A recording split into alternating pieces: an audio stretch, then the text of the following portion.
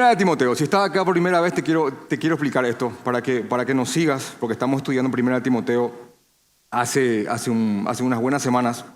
Y también quiero decirte desde que estamos prácticamente a pocas semanas de elegir diáconos para la congregación. Entonces esto es también muy importante a la hora de tu voto, hermano miembro, porque estas cosas tenés que tenerlas en cuenta.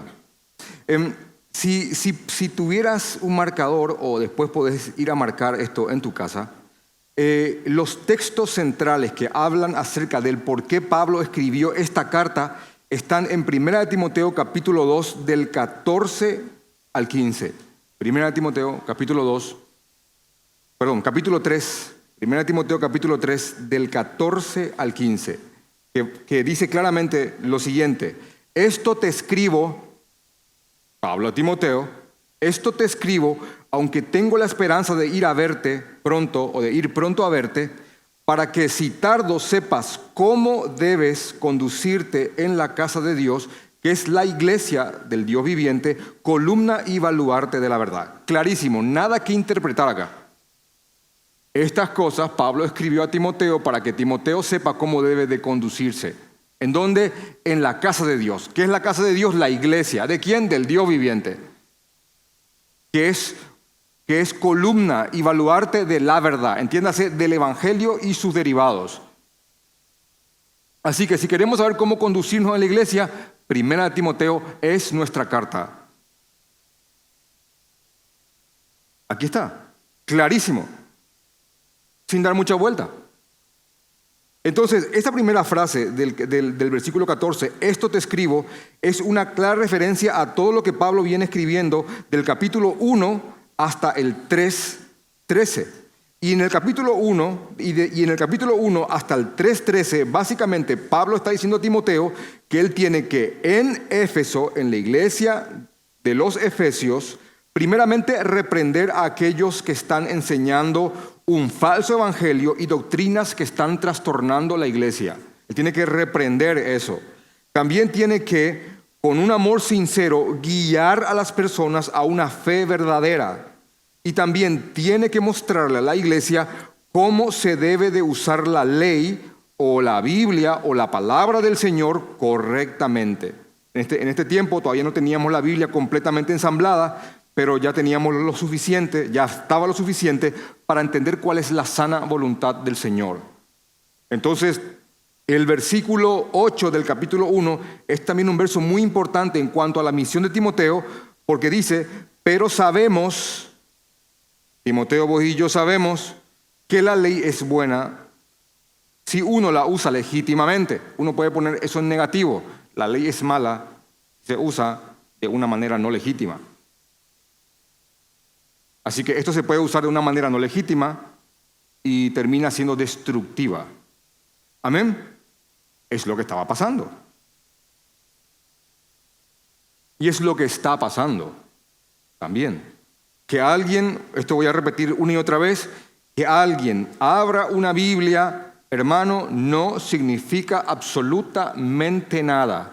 Alguien que venga con un buen porte, bien peinado, bien perfumado, con una formalidad de buen porte, que abra una Biblia con un lenguaje, con jerga cristiana, que te lea un versículo, no bajes la guardia, hermano, no bajes la guardia, hermano, porque puede ser un mismísimo ministro del diablo que viene a trastornar tu casa. De hecho, que eso tenemos en 2 Corintios capítulo 14. Así como Satanás o el diablo se disfraza de ángel de luz, también sus ministros lo hacen disfrazándose de ministros de justicia. Y las advertencias una y otra vez en la palabra del Señor de que tengan cuidado está ahí plasmado, patente y urgente para que la iglesia la tenga en cuenta. Entonces Pablo está guiando a Timoteo para que Timoteo guíe a la iglesia en cómo debe de conducirse en el mundo y cómo debe de representar al Señor. Pablo también le cuenta a Timoteo de que él había reprendido a 2 personas que estaban enseñando herejías y después le direcciona en cuanto a cómo tienen que orar congregacionalmente y después de establecer roles en la iglesia de los hombres y las mujeres, no por una cuestión de superioridad, él va a empezar básicamente a explicar los requisitos para los dos puestos preponderantes en la iglesia de Cristo: pastores y diáconos. Cuando hablamos de obispos, pastores, ancianos o presbíteros, bíblicamente es lo mismo. Este texto, estas palabras, no voy a poder ahora mostrarte todo eso, me gustaría mucho, se usan indistintamente: presbíteros, obispos, ancianos, o apacentamiento, que tiene que ver con pastorear, alimentar a las ovejas con pastos buenos.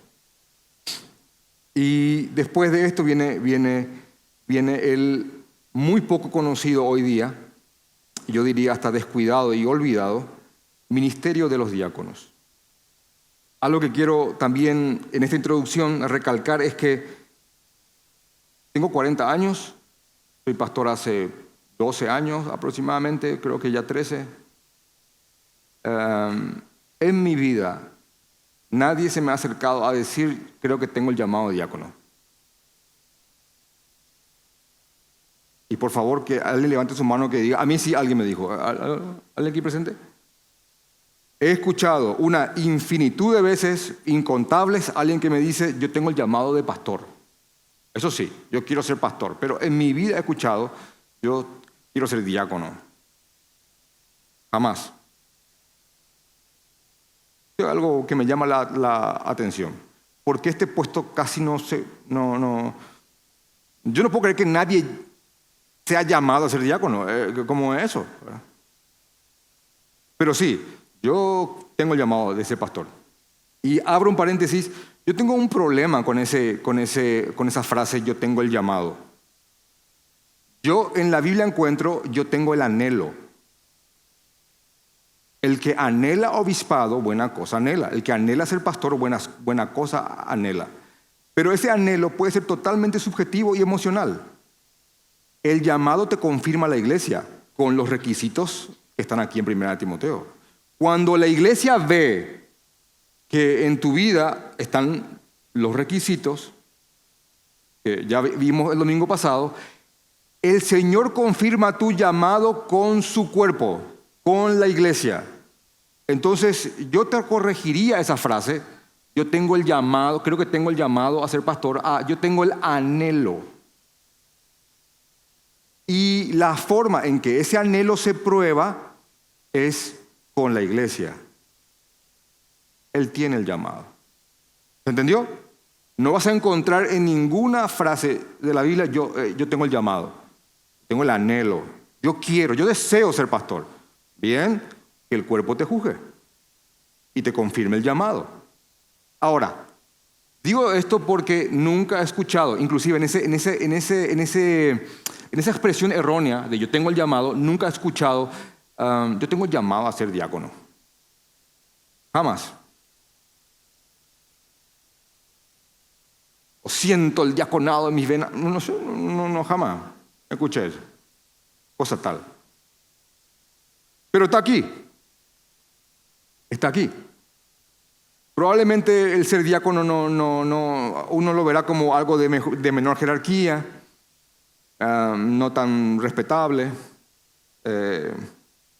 Y todas esas cosas queremos sacar ahora, porque son instrumentos del Señor que tienen un fin. No es simplemente nombremos diáconos, hay un fin aquí. Y hay una doctrina clara y hay una actitud que se muestra en este puesto, una actitud del Señor para con nosotros. Les repito, Dios cuida a los que necesitan en la iglesia. La palabra de Dios es sumamente importante y somos una familia. Voy a mostrarles. Así que voy a mostrarles a continuación el origen de la palabra diácono. Voy a mostrarles lo que significa exactamente y cuál es el contexto en el cual el Señor guía a los apóstoles a que levanten diáconos. La palabra diácono significa servidor, uno que sirve, nada más, uno que sirve. No la diferencia del diácono no es jerárquica, no es pastor, diácono. Tampoco el diácono es la transición a pastor. Mira que hasta ahora es diácono, ¿eh? Entonces, es diácono en espera del pastorado. Tampoco. Es un rol, una labor y es otra labor complementativa diseñada por el Señor mismo para el funcionamiento y para que la iglesia sepa cómo debe de conducirse. Por eso es importante el versículo 14 del capítulo 3. Yo te escribo estas cosas para que sepas cómo conducirte, para que la iglesia sepa cómo debe de conducirse, que es columna y baluarte de la verdad. Debe de proteger la verdad la iglesia, debe de crecer en ella, y estas cosas te escribí por eso. Así que vamos a sacar ciertas cosas. ¿No es que si nombramos diáconos es como la escala antes del pastorado? Es una labor y es otra labor, y que se complementan y trabajan juntos para que la iglesia sea un instrumento del Señor en este mundo que, hermanos, se está pudriendo.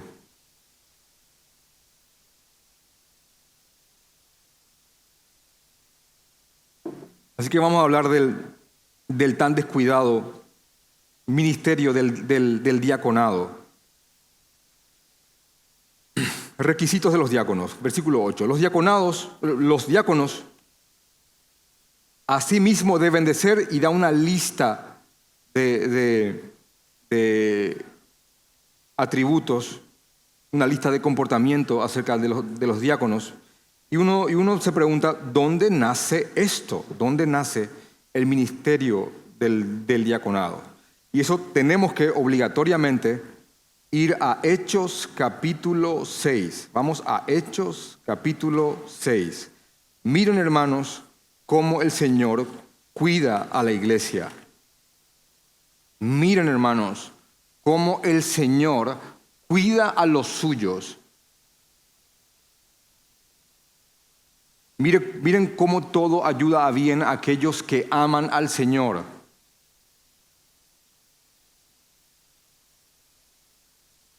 Estas son situaciones que realmente me hacen glorificar al Señor y la demostración de amor que tiene para con nosotros es infinita. Cuando la iglesia se estaba estableciendo en sus primeros años, mucha gente había creído en el Señor Jesucristo. Mucha gente. Y eso creó un buen problema. Había mucha gente, y por ende, cuando hay mucha gente, hay mucha necesidad. En los primeros tiempos, los cristianos, al manifestarse como cristianos, gran parte de ellos, al hacer eso, lo terminaban perdiendo absolutamente todo. Y gente que estaba allá arriba, en un momento estaba allá abajo. Y perdían sus trabajos, su estatus, su posición social, y pasaban de ser grandes personas a ser prácticamente indigentes, muchos de ellos. Así que la necesidad en la iglesia para sostener y para proveer a los que habían quedado en necesidad, o también, obviamente, gente que ya era necesitada, era cuantiosa, era bastante. Entonces estaba ocurriendo un buen problema, que había mucha gente que tenía que ser atendida. Y los apóstoles estaban descuidando la enseñanza de la palabra y la oración, la consagración, por servir a estas personas. Ahora, miren estos dos conceptos ya claramente aquí. Dios cuida a los suyos. Dios cuida a los que necesitan en la iglesia. Pero no hagas esto descuidando la enseñanza de la palabra, porque también la palabra es importante en la iglesia y es importante para el Señor. No es que estoy acá haciendo obra benéfica o estoy haciendo acá obra de misericordia, encaja mejor, y por eso estoy descuidando. No lo hagas. Esto es importante, esto también. Esto alimenta al cuerpo, esto alimenta al alma. Y estaba ocurriendo este problema en la iglesia.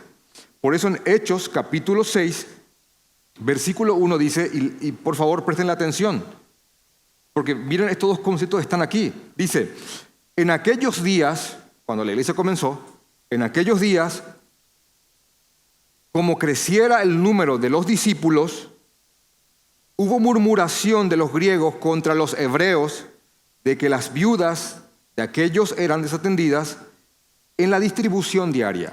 Los griegos estaban diciendo acerca de los hebreos, judíos, que eran básicamente los que en ese momento estaban guiando a la iglesia, estaban diciendo, ¿qué es eso? Enseñan tanta bondad, tanta misericordia, pero en la distribución diaria de comida, porque había una distribución diaria de comida, había muchas mujeres que estaban siendo desatendidas. ¿Ven ese reclamo? Muy, muy común. Mucha palabra, pero poca acción. Entonces los apóstoles, producto de esa crítica, empezaron a atender mucho a la gente que necesitaba y estaban descuidando la palabra y la oración. Y miren cómo esas dos cosas van juntas. Porque hermano, acá yo quiero mostrarte algo. Si vos pensás que yo vengo acá a simplemente a abrir esta Biblia y a mostrarte unas cuantas cosas, están muy equivocados. Las horas y el tiempo de estudio que conlleva cada prédica, cada sermón. Hermano, usted no se imagina, ¿eh? Y si a eso ustedes le suman la errónea idea de que yo estoy solamente leyendo un comentario o leyendo un libro, escuchando una prédica o haciendo una nota y no vienen todos mis pecados y malos pensamientos en ese momento a tratar de destrozarme, ustedes están muy equivocados. Porque lo que te ocurre cuando lees la Biblia es lo mismo que me ocurre a mí. ¿Verdad que sí? Bueno, hagan así, están acá, ¿verdad? Sí. ¿Verdad que te ocurre eso? Vas a ir a comulgar con el Señor, vas a ir a buscar y te viene de todo, hermano. De todo te viene. Entonces no es solamente palabra, es palabra y oración. Ir a suplicar, ir a pedir perdón por pensamientos que vinieron a tu mente mientras estabas haciendo un sermón.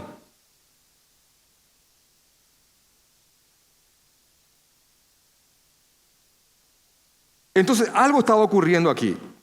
Había una crítica a la iglesia naciente porque en la distribución diaria de comida, porque eso se había establecido, porque había mucha gente que necesitaba, mucha gente estaba siendo desatendida. A ellos le criticaron eso.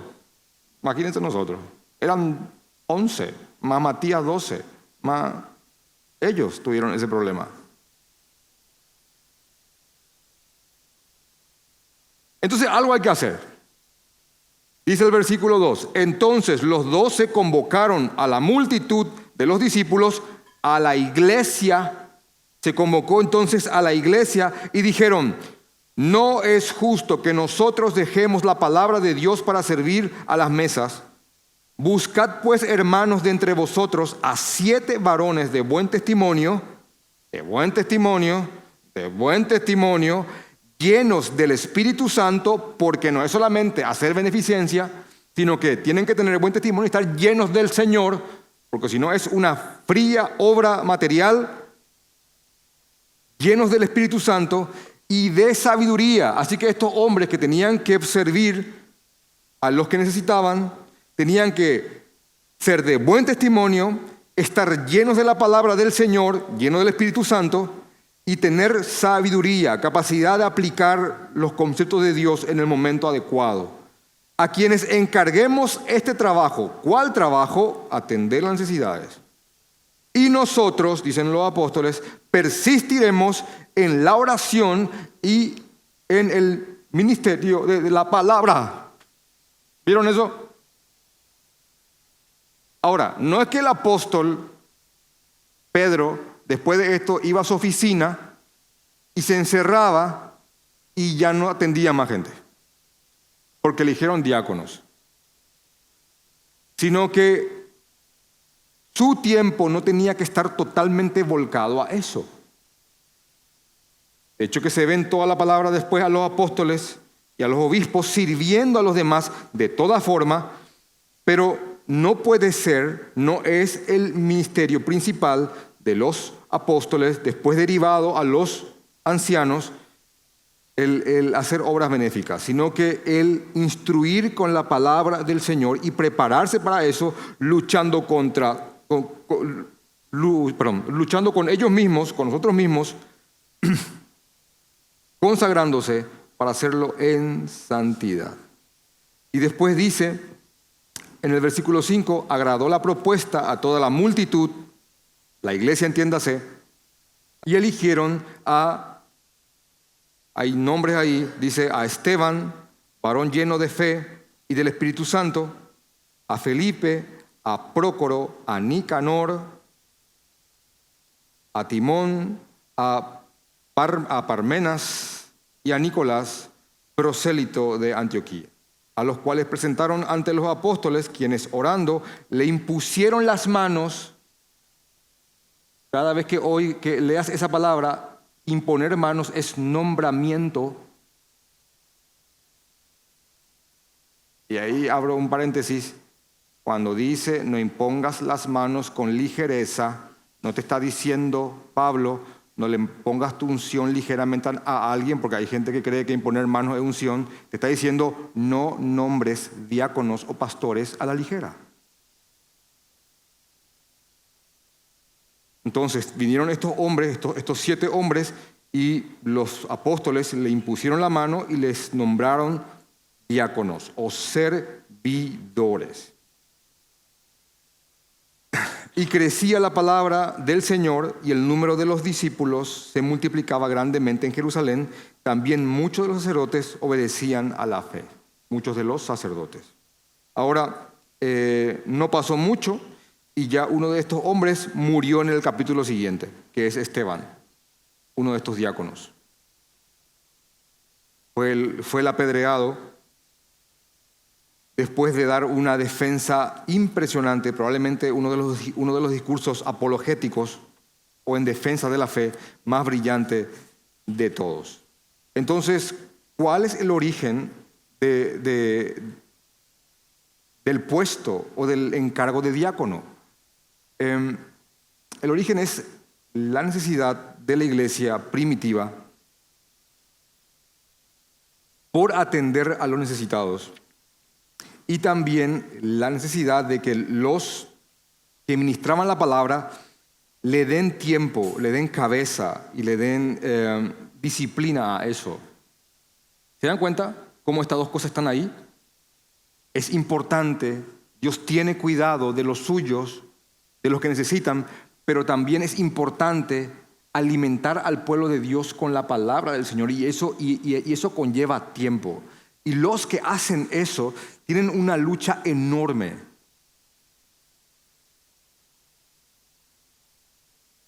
Y hermano varón aquí presente, no importa cuántos años tengas, vos no podés dar testimonio y decir, Dios no me va a llamar. Pablo fue llamado a los 40 años. Ya era un hombre maduro Pablo cuando fue llamado por el Señor, y Moisés fue inclusive comisionado a los 80. Así que es importante que estés en consagración y creciendo en la palabra del Señor, por si Dios tiene algún llamado, ya sea al diaconado o al pastorado para tu vida. Así que no te apures, sino que consagrate, hermano. Consagrate y crece en las verdades del Señor y está listo para servir cuando el Señor te llame, en cualquier forma y de cualquier manera y en cualquier tiempo. Bueno, entonces, después de esto, lo que Pablo hace, él escribe a Timoteo los requisitos para el diaconado. Y otra cosa que quiero mostrarte en cuanto al significado de la palabra diácono es que la palabra diácono, que se entiende como servidor o servicio, solía ser una palabra, antes de que el cristianismo se apoderara de ella, solía ser una palabra que se usaba para labores que solamente lo hacían los esclavos. El cristianismo, el Señor, a través de sus apóstoles, toma esa palabra y ¿saben qué hace? La dignifica. Le da dignidad a esa palabra, a la palabra diácono. a la palabra servidor. Y repito, era una palabra que solía usarse para labores que solamente la realizaban o la hacían los esclavos. Ejemplo, servir las mesas. De hecho, que en algunos comentarios se muestra de que la labor de servicio que era diagnosticada, que era titulada como diaconía, eran labores que eran indignas de ser realizadas por los hombres libres de aquella época. Y miren lo que hace el cristianismo, hermanos. Miren lo que hace el Señor. Miren lo que hace la iglesia de Cristo. Dios a través de su iglesia. Esta palabra es tomada y es dignificada junto con otras palabras también que eran despreciadas en el tiempo.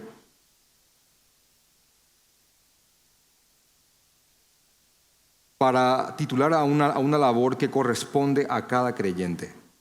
Quiero también mostrarles, hermanos, que la palabra diácono o la diaconía no es tampoco una forma en que los demás miembros se lavan las manos de hacer buenas obras. Como que ahí está necesitado y se pregunta al miembro, ¿dónde está el diácono? Pues es su labor, ¿eh? Toda persona, todo miembro del cuerpo de Cristo está llamado al servicio. Todo creyente está llamado a la diaconía. Amén. Solo que en el servicio y en el llamado a la diaconía de la iglesia, hay hombres a quienes Dios ha dotado de un sentimiento, de una necesidad, de un llamado mayor, vamos a llamarle, al servicio, que son nombrados por la iglesia para hacer esto de una manera más intensiva, pero solamente más intensiva, porque el llamado al diaconado es un llamado a todo creyente.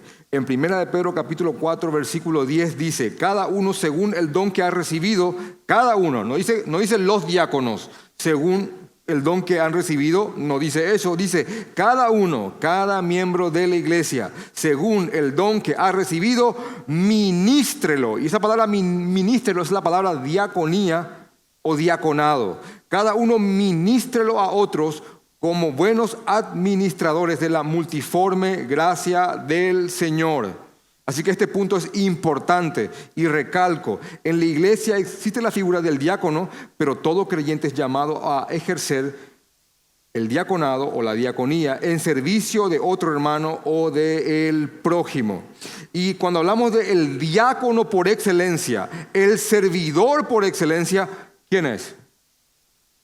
El Señor Jesucristo. Jesús es el ejemplo máximo de servicio, es el modelo perfecto del diácono, del servidor. De hecho, que Jesús dijo, de hecho que se refiere a él la palabra de Dios cuando dice, no vino para ser servido, sino para servir. El Hijo del Hombre no vino para ser servido, y esa palabra es diácono, sino para servir, y es diaconía.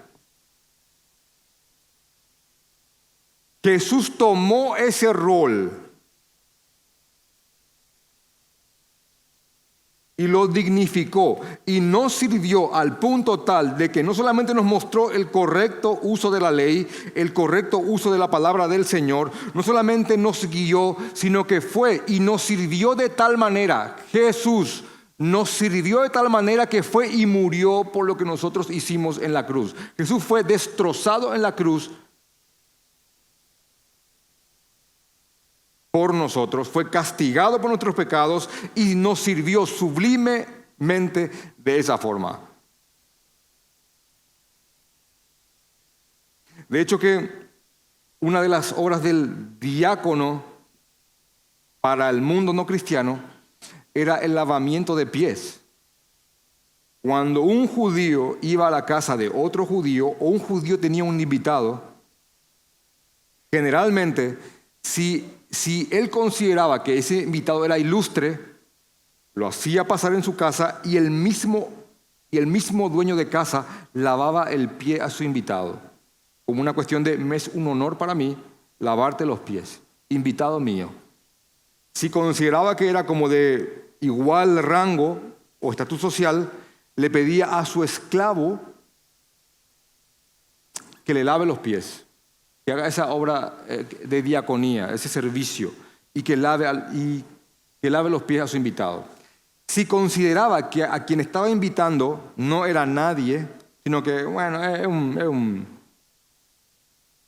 le hacía pasar a su casa y no le lavaba los pies, ni siquiera le pedía a su esclavo que lo haga. Por eso el reclamo de Jesús a Simón el fariseo, al decirle, y en tu casa ni siquiera me diste agua para que me lave los pies. No hiciste de nada. Y ahí entra una mujer de mala vida, arrepentida, y le lloran los pies y con su cabello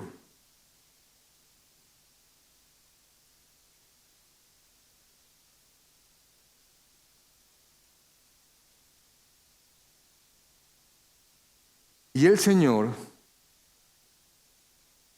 en la última cena en el aposento alto hizo el rol de esclavo lavando los pies a cada uno de sus discípulos.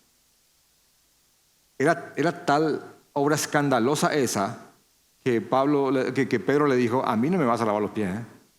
¿Cómo me vas a lavar los pies a mí? ¿Vas a hacer este servicio? ¿Vas a servir de esta forma? ¿Como un esclavo sirve a un señor? Jesús le dijo, sí. Y Pedro le dijo, no me vas a lavar los pies. Y él le dijo, si no te lavo los pies, no tendrás parte conmigo. Entonces Pedro responde muy petrinamente diciendo, entonces lávame entero. Él es. Lo que estoy mostrándote con esto es que lo que el mundo desprecia, el cuerpo de Cristo, la iglesia, el Señor lo dignifica y lo tiene por mucho.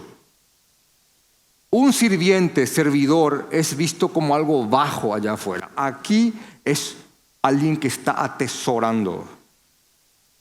Son los mayores. Y el ejemplo máximo de servicio es el Señor.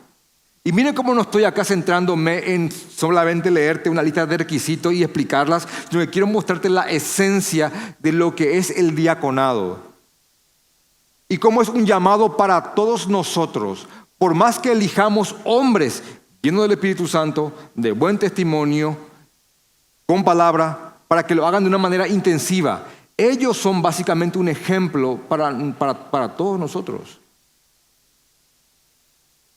Porque el Señor atiende a su familia, es importante que no haya necesidad en el pueblo. Dios ama a su pueblo, lo provee, pero también no podemos descuidar la palabra del Señor. Y ese es el motivo por el cual hay diáconos. ¿Se dan cuenta que es una demostración de amor para con nosotros al fin y al cabo? Así que no veas simplemente una lista para ocupar un puesto. Si estás viendo eso aquí, es muy pobre tu visión bíblica. Es una demostración de amor hacia su iglesia porque la palabra de Dios tiene que ser predicada correcta y diligentemente, sin tampoco descuidar que hay necesidades en la iglesia. Diáconos. ¿No te explota la mente esto? ¿No te sorprende y no te hace decir, wow, qué perfecto?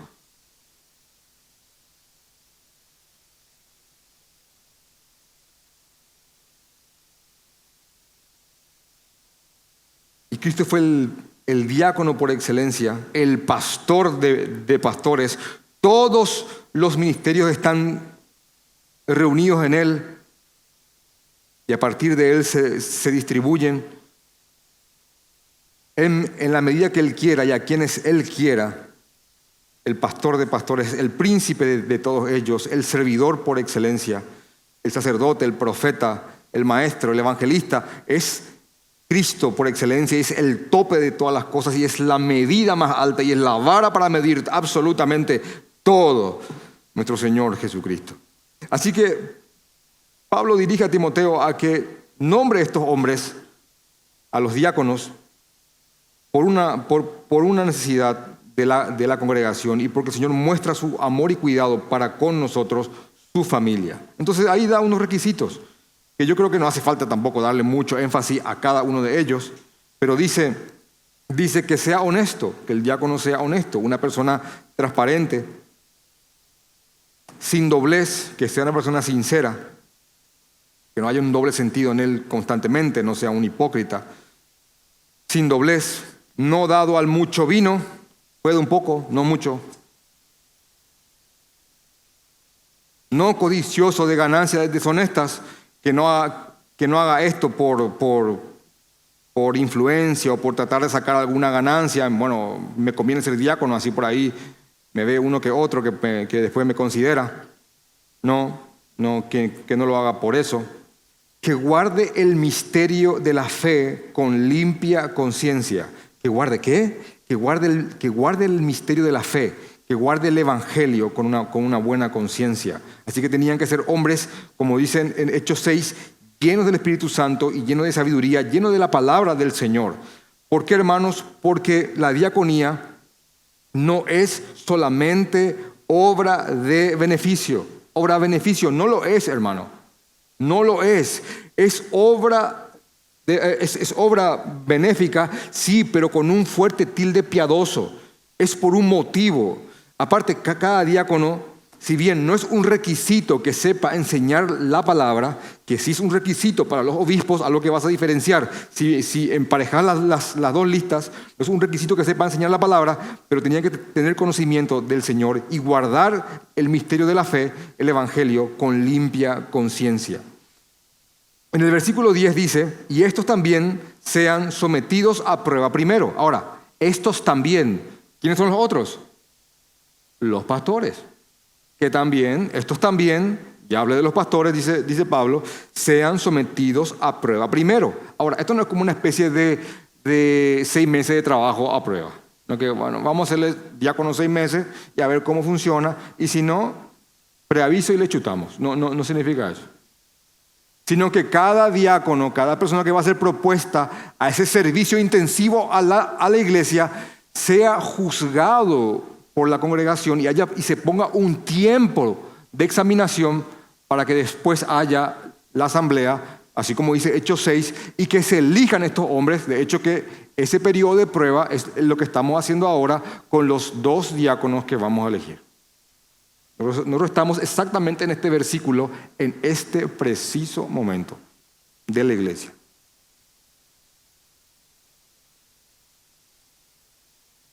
Y estos también sean sometidos a prueba primero y entonces ejerzan el diaconado si son irreprensibles. Si no hay nada, que alguien pueda decir, no, yo creo que por esto no.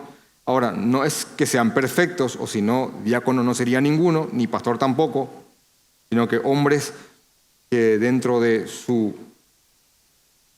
imperfecta persona puedan sobrellevar esta labor. Ahora, en el versículo 11 aparece algo. Dice, las mujeres asimismo sean honestas, no calumniadoras, sino sobrias, fieles en todo. Hermano, no dice las diaconisas, dice las mujeres. Hay un verso en Romanos capítulo 16, versículo 1, que habla de una mujer que se llama Febe, y dice, Febe, diaconisa de tal iglesia. Pero esa palabra diaconisa significa, ella es una servidora en esa iglesia. Recíbanle porque esa mujer sirve en esa iglesia. No se refiere a un puesto. Yo realmente un tiempo creí de que existía el puesto de diaconisa, pero realmente no encontré sustento para eso. Sé que algunas iglesias las nombran, pero yo no encuentro sustento para que haya un título específico de diaconisa. Sí hay mujeres servidoras en el ministerio del diaconado junto con los demás diáconos que hacen esta labor. Por eso especifica, y las mujeres que estén trabajando con estos hombres, así mismo sean honestas, no calumniadoras, sino sobrias y fieles en todo. Y es el versículo 11 para esas mujeres, que hubieron muchísimas en los inicios de la iglesia. Y después vuelve, los diáconos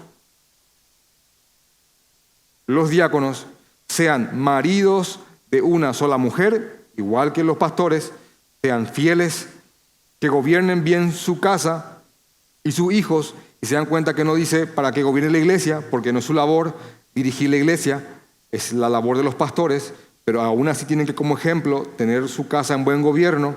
Y dice en el versículo 13, porque los que ejerzan bien el diaconado ganan para sí un grado honroso y mucha confianza en la fe que es en Cristo Jesús. Hermanos, estamos a pocas semanas, y esto es algo muy importante para nosotros, de elegir a 2 hombres que van a ejercer esta labor. El tan olvidado y desatendido ministerio del diaconado. Repito lo que dije al inicio. Hay algo que me parece realmente llamativo, yo creo que ustedes también, que no haya personas que digan, Dios me está llamando o anhelo ser diácono. Anhelo entregarme completamente al servicio de la gente que necesita en la iglesia para que mis pastores se dediquen de una manera intensiva a crecer en la palabra del Señor, a alimentarse para alimentarnos y a orar para consagrarse.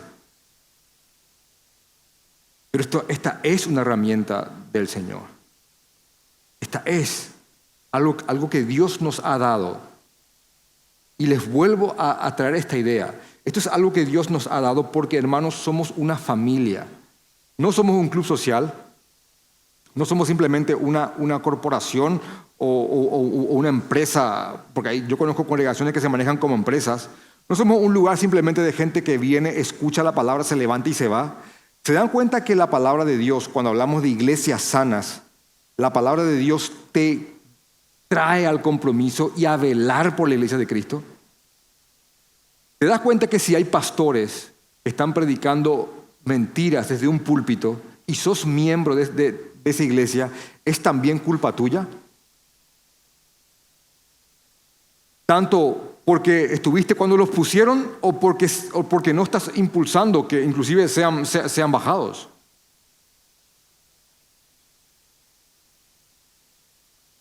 Hay una responsabilidad en los pastores, ¿cierto? Y en los diáconos, pero hay una responsabilidad en la iglesia entera para que sea custodiada la congregación. La iglesia recibe a gente dañada, sí, pero a gente dañada que quiere cambiar y crecer conforme a la imagen del Señor. Y Dios da instrumentos y herramientas para que su iglesia sea eficiente en esa labor.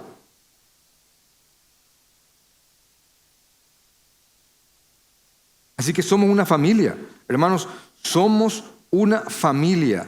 Y cuando hablamos de una familia, lo que le pase o haga cada miembro afecta a todos los miembros de esa familia. A todos, hermanos, a todos. ¿Saben que una de las cosas que más cuesta, que más trae trabajo al pastorado, hoy día, no sé cómo habrá sido 100 o 200 años atrás, pero hoy día yo te puedo decir que una de las cosas que más trae trabajo para nosotros los pastores es cercenarte, sacarte, extirparte ese sentimiento de anhelo solitario que tiene en tu mente. Que nadie se meta en mi vida. Somos un cuerpo, responsables unos de los otros. Estamos para servirnos. A quien levantaste hoy es el que te va a levantar mañana, hermano.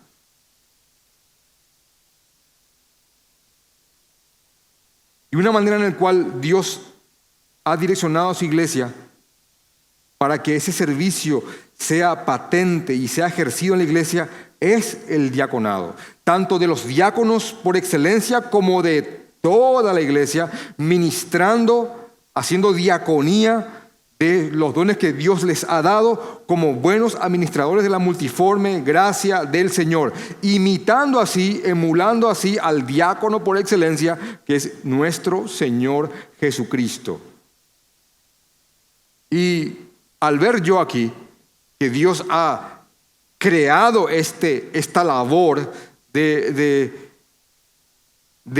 diácono como algo específico, más allá de que todos tenemos que ser diáconos, en un sentido de servidores, yo veo aquí como a un gran diseñador haciendo algo perfecto. Imagínense que la palabra de Dios no sea desatendida y que los hombres que la van a ministrar lo hagan en consagración, que oren, que se humillen al Señor, que rueguen, que supliquen, que luchen contra ellos mismos, oración, entiéndase, y que se sumerjan en la palabra de Dios para alimentar al pueblo del Señor. Así que te das cuenta que están cubiertas básicamente las dos dimensiones de lo que es un ser humano, la parte física y la parte espiritual. Y aquí tenemos básicamente en un mismo capítulo, capítulo 3, los que alimentan predominantemente el alma y los que alimentan predominantemente el cuerpo. Obispos, o sea, pastores y diáconos.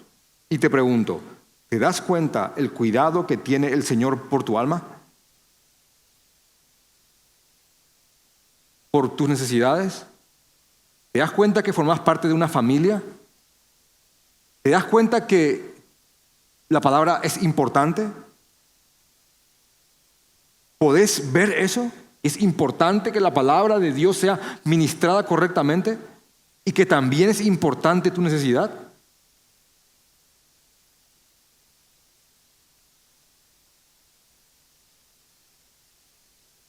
Si podés ver esas ideas claramente aquí, hermano, esta iglesia va a ir por buen rumbo. Yo suplico al Señor, yo ruego al Señor que en las semanas que restan hasta la asamblea que vamos a proponer a estos hombres para que ejerzan el diaconado, ustedes, iglesia amada, hermanos miembros, sean diligentes y participen y se involucren en esto. Vamos a una asamblea acá y vamos a rogar al Señor que nos guíe. Creemos que estos dos hombres que vamos a presentarles, hermanos, son hombres que cumplen estos requisitos y van a ser excelentes herramientas para el avance del reino. Vamos a orar.